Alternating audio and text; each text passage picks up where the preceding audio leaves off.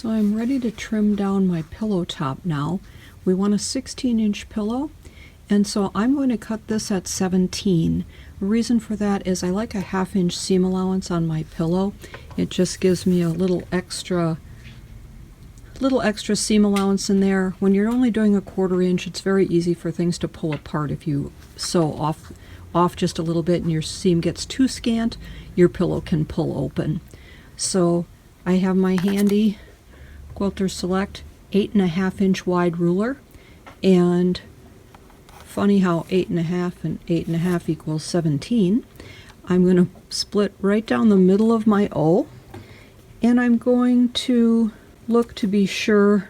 I'm just eyeballing that I'm pretty straight, but I'm going to look along the edge of the ruler and see that I'm hitting just next to the O in home on everything. So that looks nice and straight. Take my cutter, trim off that side, flip it around, do the same thing on this side, again right through the middle, and I'm going to be pretty close to my stitch, or my width I should say. That side is actually pretty good, and I'm right at 17 already, so I'm in good shape. And then I want to do this side,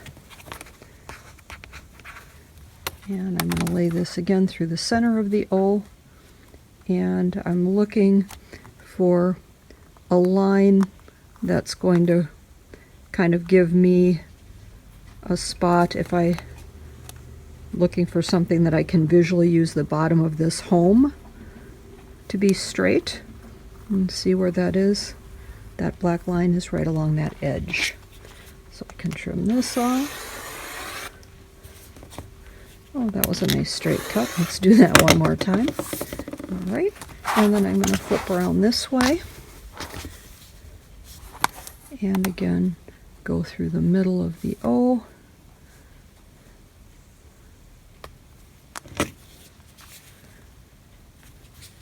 And that's looking pretty straight. You can be much more precise if you'd like to. Pillows are very forgiving. Once it's stuffed, if you're off by a 1/4 inch, it's never going to be seen. So I just get pretty close. My pillow looks like it's all set. Just show you, I've got my pillow form here. And that joy, if I hold it up to my pillow, I've got about a 1/2 inch around each side, and that's going to be pretty cute.